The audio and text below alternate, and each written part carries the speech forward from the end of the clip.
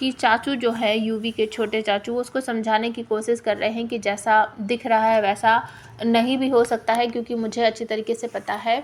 कि कथा जो है वो कभी भी परी का या इस घर का या तुम्हारा कभी भी नुकसान नहीं करेगी। लेकिन यूवी बहुत ज़्यादा भड़का हुआ है और वो किसी की भी बात सुनने को बिल्कुल भी तैयार नहीं है। तभी अचानक से फ़ोन आ जाता है,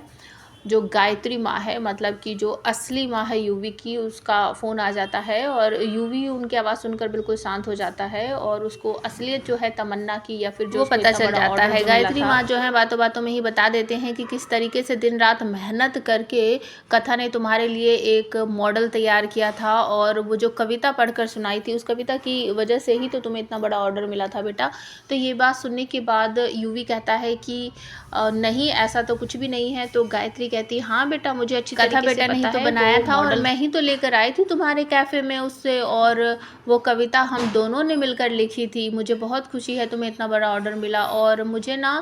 कथा से बात करनी है, मेरी बात नहीं हो पा रही है उससे बेटा, क्या आप मेरी उससे बात करवा दोगे? तो तभी वहाँ पर आ जाती है टैमी और ये सब सुन लेती है और उसके बाद यूवी फ़ोन काट देता है। कहता है कि अच्छा माँ जी ठीक है, मैं आपसे बाद में बात करता हूँ, और डांटता है टैमी को कि तुमने मुझसे इतना बड़ा झूठ बोला, इतनी बड़ी बात छुपाई, वो मॉडल वगैरह तुमने नहीं बनाया था, मतलब तुम्हें शर्म आती है किसी और की बनाई हुई चीज़ों को अपना नाम देकर क्रेडिट खुद ले लेना, मतलब कि तुम इतना ही जानती हो मुझे। और तभी चाचू कहते हैं कि देखा, मैं कह रहा था ना कि कभी भी कथा ऐसा कुछ कर ही नहीं सकती, और वो अच्छी तरीके से जानती थी कि ये कॉन्ट्रैक्ट तुम्हारे लिए कितना ज़रूरी है, और इसी वजह से उसने कभी भी तुम्हें ये बात बताने की कोशिश नहीं की कि वो मॉडल और वो कविता जो है वो उसने लिखी थी, क्योंकि उसके लिए तुम्हारी खुशी ज़्यादा मायने करती है और तुम्हारा मॉम कैफ़े को वो बहुत सीरियसली लेती है।